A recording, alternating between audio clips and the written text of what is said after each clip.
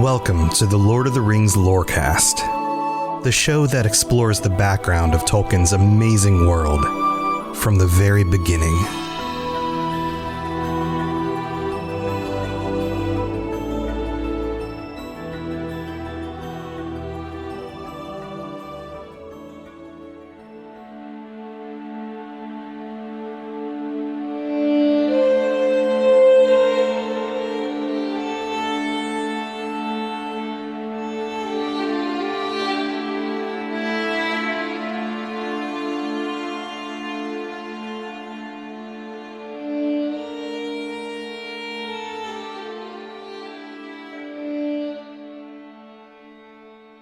Sometimes, coming up with the ambiance for these episodes is actually the hardest part of writing them.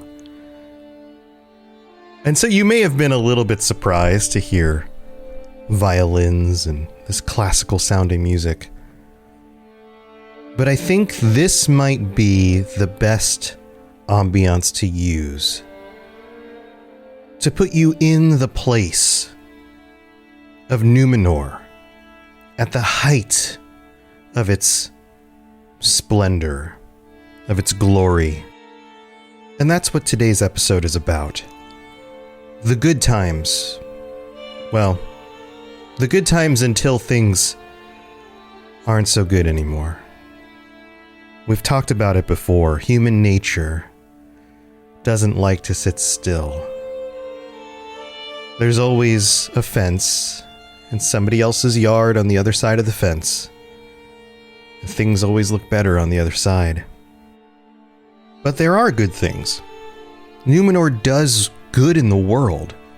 These are the Edain. And thank you to the patron who helped with the pronunciation. Even though Edain is spelled E-D-A-I-N, it looks like Edain. Edain is the more accurate pronunciation. It's like I just need to adopt a funny accent in order to say all these words. But these, for the most part, were good people. They sided with the elves against Morgoth. They are given their own island, and then they live in relative peace for 2,000 years before things start to decline. And in that time, I would imagine, and it doesn't say this here, but I would imagine that music like this may have filled the halls of Numenor. They worshipped Eru at the base of their mountain. They explored the ocean and the continents. They traveled great distances mapping the world as it was in those days. And they even landed back in Middle-earth to look at the people there, the other men who were living scared of the darkness still because of Morgoth. And they gave them a hand. They taught them. They educated them. They lifted them up. And in those early days, they didn't think anything of conquest, of power. But their eyes kept returning to the west. That's where the light came from. That was the home of the Valar and their elf friends. And so even from the beginning, there was this sense of longing for something that was not allowed for them. But they did their work. They did good things. And the early period lasted 2,000 years. This is about 4 times longer than the First Age altogether. And yet, only so many generations because they lived for hundreds of years each. This is the story of Numenor at its height.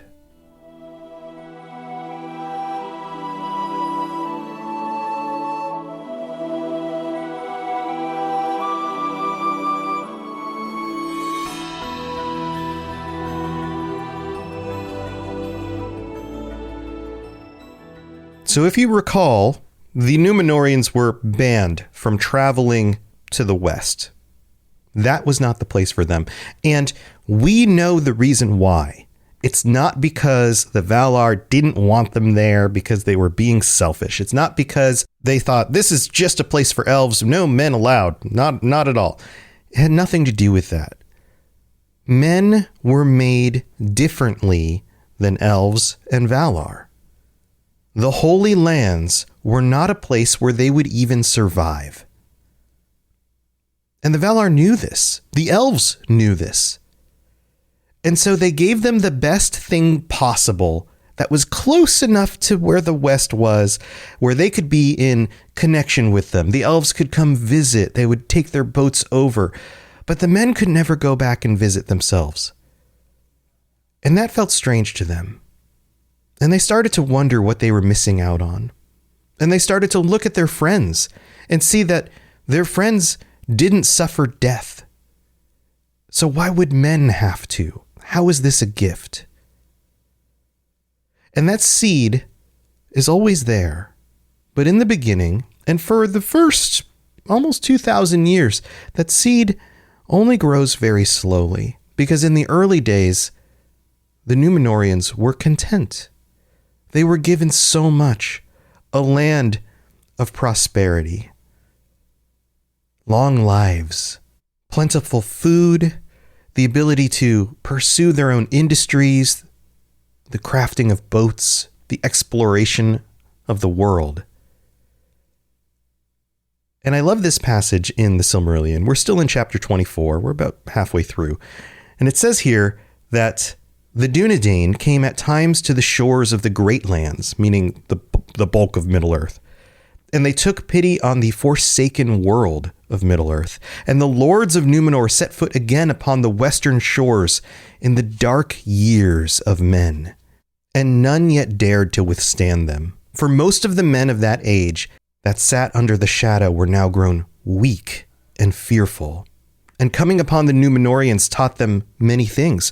Corn and wine they brought, and they instructed men in the sowing of seed, and the grinding of grain, in the hewing of wood, and the shaping of stone, and in the ordering of their life, such as it might be in the lands of swift death and little bliss.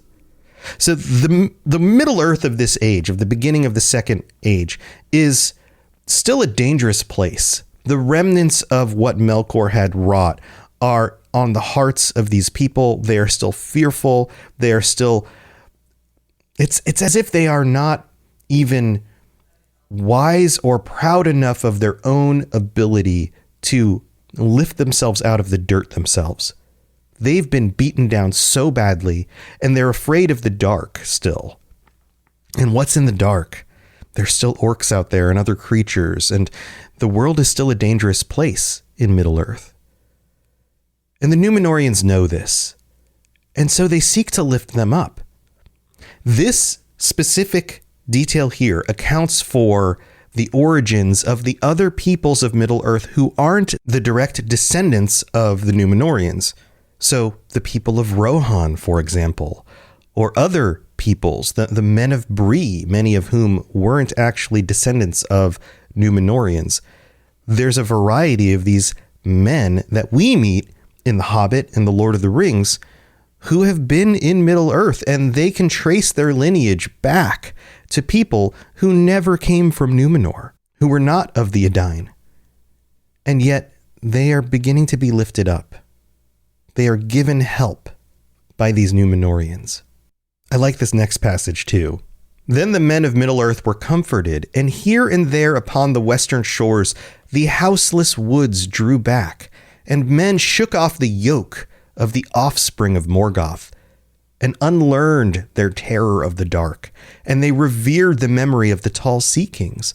And when they had departed, they called them gods, hoping for their return. And at that time the Numenoreans dwelt never long in Middle-earth, nor made there yet any habitation of their own. They came and visited, they uplifted them, they pulled them out of the dark, and these people saw them as if they were gods who came from over the sea. And they never claimed that of themselves, and they didn't lord over anyone. They just gave, they helped, and then they returned home. They didn't build anything for themselves. They didn't plant any cities. They didn't colonize anybody, at least not at this time. And yet, we're told here, eastward they must sail, but ever west their hearts returned. And that's because east was the only direction they could actually go from Numenor. All of the rest of Middle-earth was to the east of them. And yet, the things that they yearned for were in the west. So what was Numenor like at the height of its power? Well, you ended up with a group of humans, this mankind, these Dunedain, who were all of the same mind initially.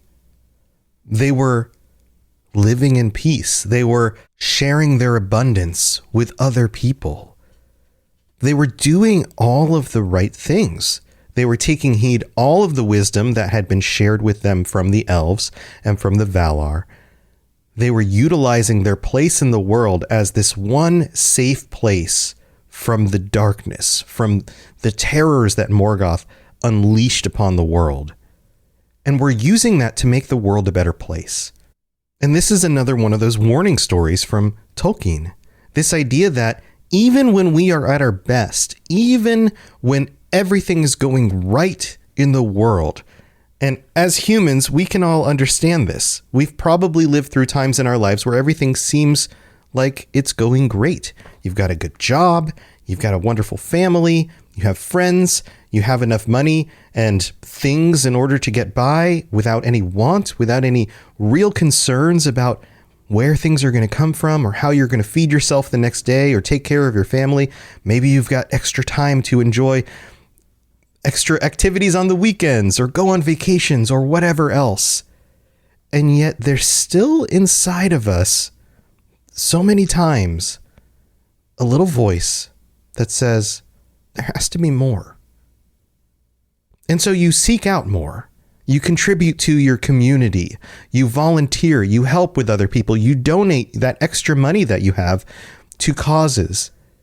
And yet there's still inside of us that little voice that says, there has to be more. And you see this among the wealthy and the famous. Much of the time, these people have so much of the things that other people would kill for, or at least want to work extremely hard in order to get. And yet they're not happy. And they fall into drugs, or they fall into other nefarious hobbies, things that ultimately don't actually bring them happiness. But they feel like there must be more. And it's a basic drive that humanity has. And the Numenoreans fall for this as well. And there's a lot of information in this part of the Silmarillion about how that develops, how that seed grows. This passage here says, "For though the Valar had rewarded the Dunedain with long life, they could not take from them the weariness of the world that comes at last. And they died, even their kings of the seed of Arendil. For all the gifts that were given to them, they could not remove the weariness of the world that eventually takes hold." And the Numenoreans began to murmur, at first in their hearts, and then in open words, against the doom of men, and most of all against the ban which forbade them to sail into the west. And they said among themselves, "Why do the lords of the west sit there in peace unending, while we must die and go we know not whither, leaving our home and all that we have made? And the Eldar die not, even those that rebelled against the lords. And since we have mastered all seas, and no water is so wild or so wide that our ships cannot overcome it, why should we not go to Avalon and greet there our friends?" Avalon, the island that was the new island that was constructed for the elves, the place that is part of Valinor, but it's offset from the main island. Why not go visit them? Why can't we visit our friends? This seems like a fair question. And don't all of these things start with what seems like a fair question? Well, what about this one little thing? Why can't we do that? And it always comes in the guise of something that seems good. Visiting your friends is good. Why can't we visit our friends? And then it continues to grow. And some there were who said, why should we not go even to Aman and taste there, were it but for a day, the bliss of the powers? Have we not become mighty among the people of Arda? You can see some of the hubris sneaking in, some of the pride that has gone too far. Why not go to Aman and taste there the bliss of the powers? Why can't we visit the Valar themselves in their own homeland? If we can't visit the elves, why can't we just visit them too? And then that last sentence, have we not become mighty among the people of Arda? They've become proud. And with so many of these stories, this downfall comes with pride. And the ignorance of pride is the very thing that made them mighty to begin with. That was a reward.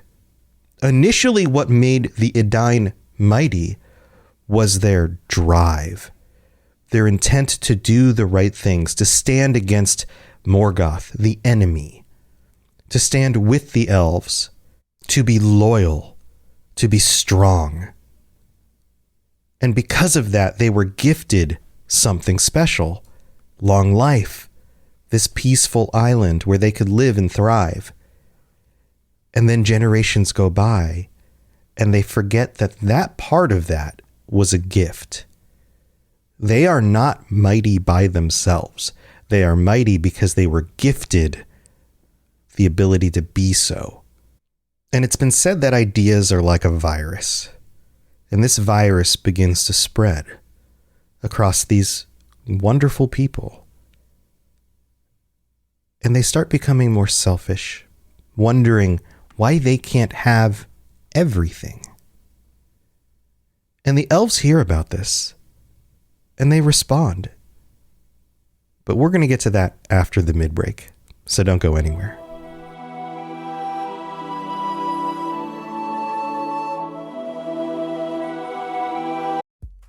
It's time for that spring reset. I'm taking a look at everything in my closet and figuring out that, oh no, this absolutely needs to go. And it's about time I replace things so that my clothes aren't older than my 15-year-old. Now you might think that they lasted that long because they were well made, but no, they're in terrible condition. Unlike the new jeans I just got from Quince. Jeans have always been my personal go-to because you can kind of wear them for lots of different things, but maybe they're not your thing. Maybe you're looking for, 100% European linen with insanely soft flow knit activewear fabric. It's definitely getting warmer, and their flow knit activewear is moisture wicking, anti-odor, and soft enough that you'll actually want to wear it every day. So pick out what you want. You can't go wrong because they have prices 50 to 60% less than similar brands. And like I said before, they are high quality. I continue to wear their clothes all the time, and I know that these new jeans are going to last me a lot better than the other things in my wardrobe. And on top of it, they look great. They're so comfortable, and I spent just as much on the jeans that I am now cleaning out of my wardrobe. So if you're looking for something better, just all around better, go check out Quince. So go do it right now. Refresh your wardrobe with Quince. Go to quince.com/ringslore for free shipping and 365-day returns. Now available in Canada too. Go to quince.com/ringslore for free shipping and 365-day returns. Quince.com/ringslore.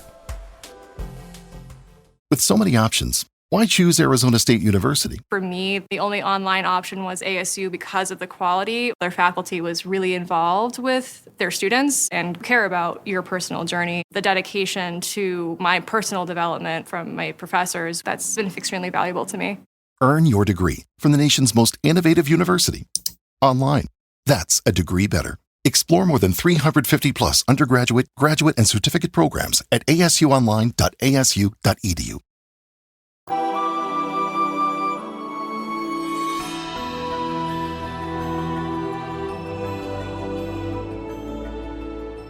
I hope you are having a wonderful day, a wonderful week. I hope you're enjoying this episode. And if you are at work or commuting in your car or watching your grandmother's cat while she's busy doing yard work, then maybe go to patreon.com and check out LOTR Lorecast, or patreon.com/LOTR Lorecast, to check out all the different tiers and things you can get. And then you could be one of our new patrons, like, some of them actually upgraded. Swiggy Swoo has upgraded. Congratulations, Swiggy Swoo. You're going to get t-shirts and stuff. Also, Black Squirrel is our newest patron as well. Thank you for joining and being part of this group and being here with us. I hope you're enjoying the bonus episodes and all that stuff. Also, we shout out our VIP patrons every week. We've got a bunch of them, and I'll try to get through this as fast as possible. Anakin Skywalker, Austin C, Azel Razzle, Bo, Black Squirrel, Brad S, Brandy D, Chewbacca, David S, David M, Drupal, Esoteric Rage, Fulcrum, Gavin Alaf, Goldberry, Jesse P, Katie S, Capenna, Larry, Michael E, Nick K, Obi-Wan Kenobi, Rivqua, Sam B, Swiggy Swoo, TJT, Tour Son of Hoor, Tyler M, Wes Patton, and Who Let the Juan Out. Thank you for your support. Man, wow. I think I might be getting better at that. Also, we've got a new review that came in this last week. I don't think I read this one out. It's a little bit before I recorded the last episode, but here goes. This is from Crowder54 from the United States. He writes, "A great listen. While stuck at work for 4 weeks at a time, 12 hours a day, and wanting to dive more into the Lord of the Rings world, I never had the motivation for the books, and this was the first podcast I clicked, and I'm glad I did. Love the creation of environments from the reader and his knowledge of the world and making it easy to understand and enjoy. Might even pick up the books to read to my son. 5 stars, and would recommend to any LOTR fans." That's great. Yes, absolutely read this with your son, and definitely read through The Hobbit too as well if you haven't already. That's a wonderful one as well. And then eventually Lord of the Rings. Depends on the ages and, how much they're able to understand. But thank you very much for taking the time to do that. Anyone else who leaves a 5-star review on Apple Podcasts, I will read out your review on a future episode. Plus, you can rate the show on Spotify or other platforms, and you can share it with your friends and all of that. Thank you to all of you, because you make this possible. All right, let's get back to the rest of the story.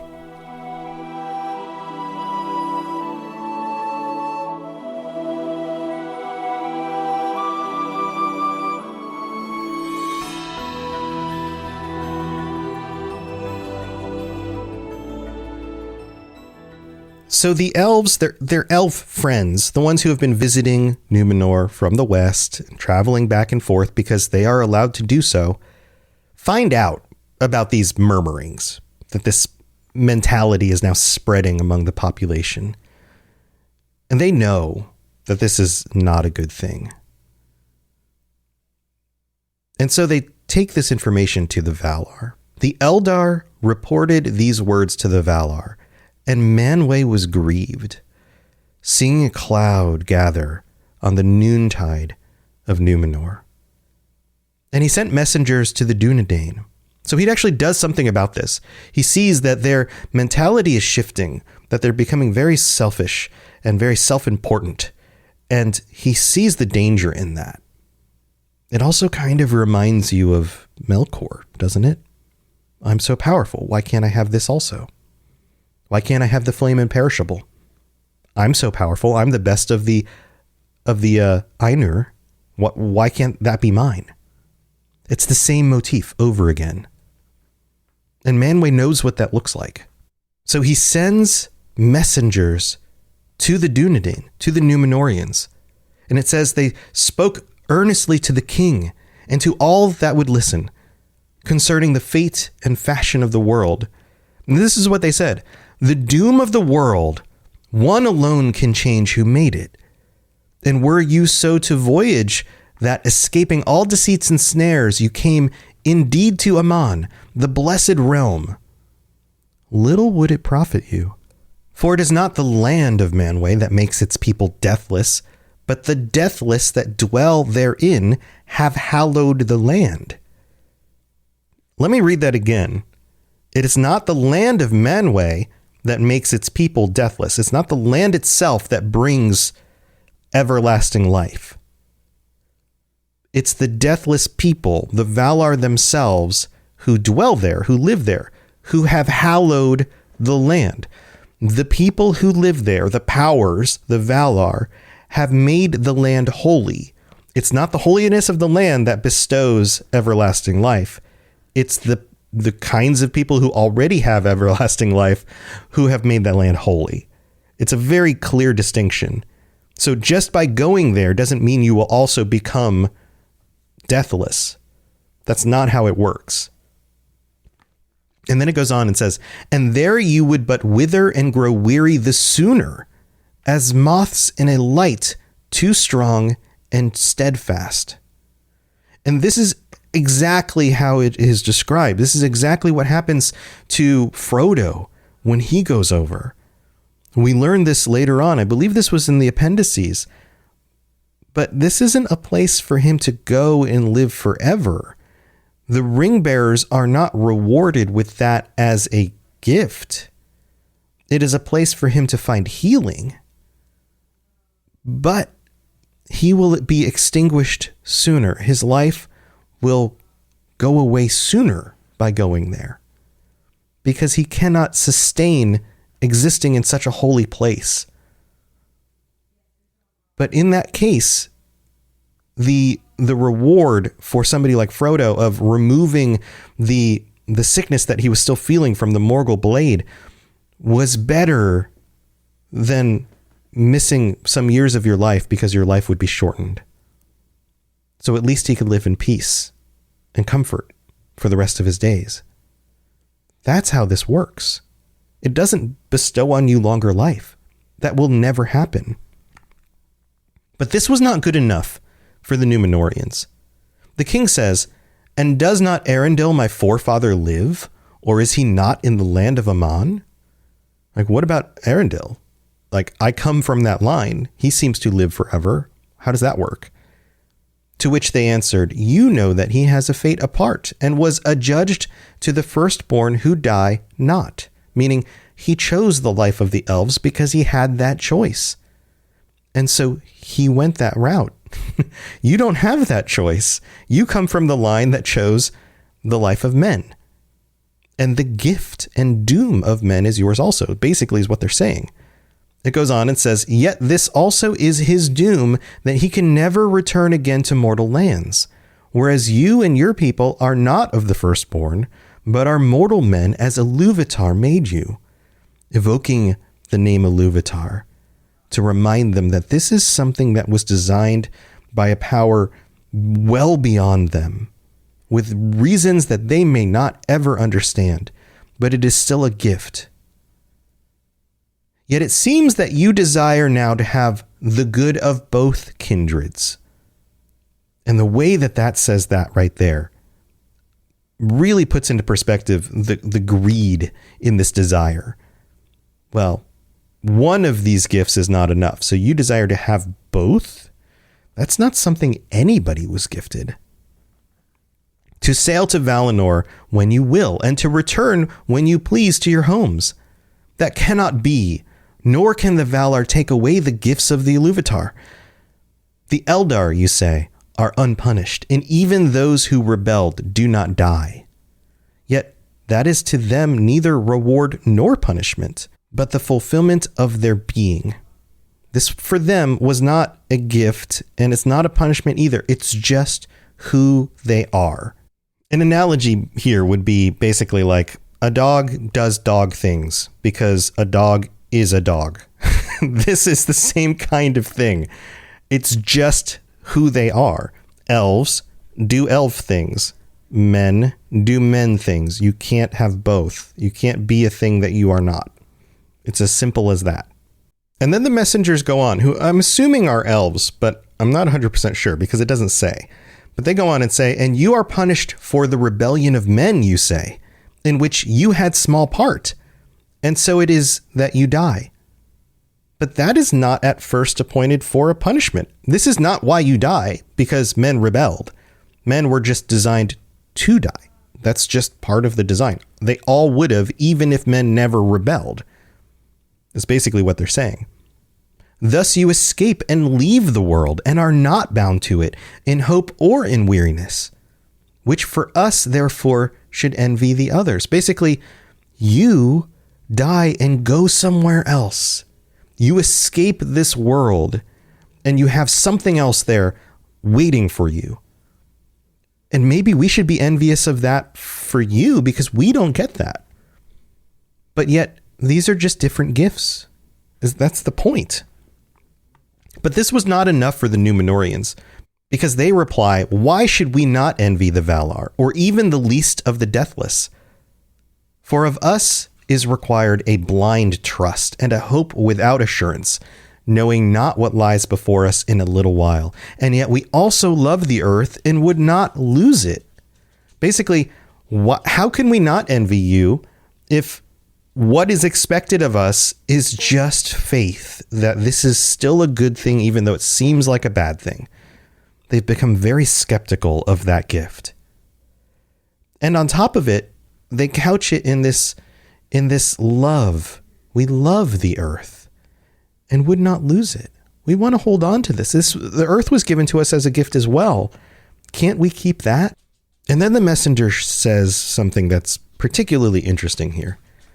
Indeed, the mind of Iluvatar concerning you is not known to the Valar, and he has not revealed all things that are to come.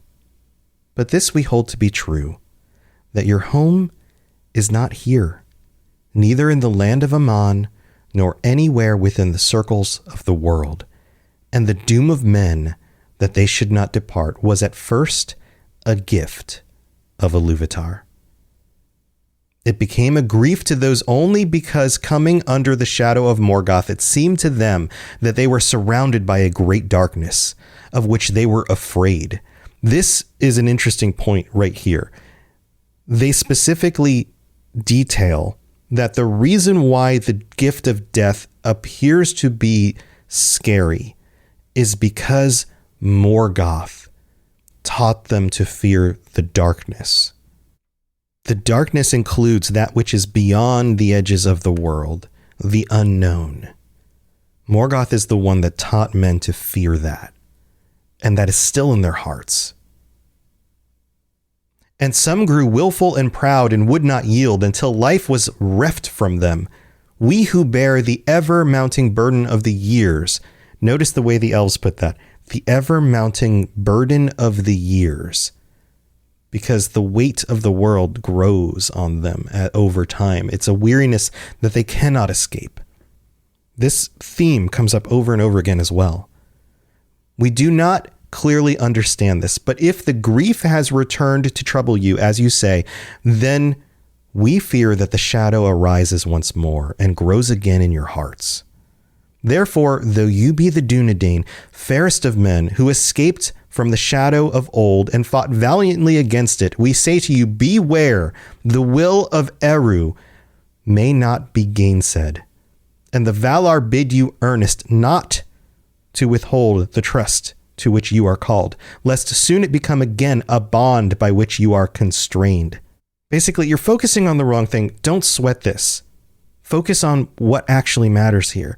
And that's what they say. Hope rather that in the end, even the least of your desires shall have fruit. The love of Arda was set in your hearts by Iluvatar, and he does not plant to no purpose. Yes, you are supposed to love the earth. That also was a gift from Iluvatar, and there's a reason for that. That is a good thing. But don't let that drive you to seek things that were not for you, basically is what they're saying. And then they finish up and say, nonetheless, many ages of men unborn may pass ere the purpose is made known.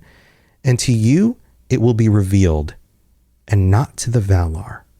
The Valar will never know the reason why men die or where they go. That is a gift only for you. And unfortunately for the way the story plays out, after this moment is when the Numenoreans begin colonizing Middle-earth. And not necessarily with only good intentions of helping uplift the people there. They were seeking more. This conversation, even though the messengers of the Valar communicated extremely clearly how things actually worked and why the men shouldn't fear their gift, the shadow had already come back into their hearts. The analogy was used in part of this conversation about the noontide, I believe it said. And I can imagine if I was to film this, that this conversation would be had at midday. and we would have seen the sun pass directly above the land at this point. And as soon as this conversation is done, the camera would pan up to the sun again, and it would begin its descent toward the horizon. Because this is that moment. The moment where the height of Numenor starts to decline. Thanks for listening to the Lord of the Rings Lorecast. If you'd like to learn more about other fantasy worlds, check out my other podcasts, The Elder Scrolls Lorecast, The Witcher Lorecast, and more at robotsradio.net. If you'd like to reach out, I'd love to hear from you. Send me a note on Twitter at robots_radio, or join our amazing community on the Robots Radio Discord. There are links in the show notes, or just search Robots Radio Discord, or find the link on robotsradio.net. I'll see you next time.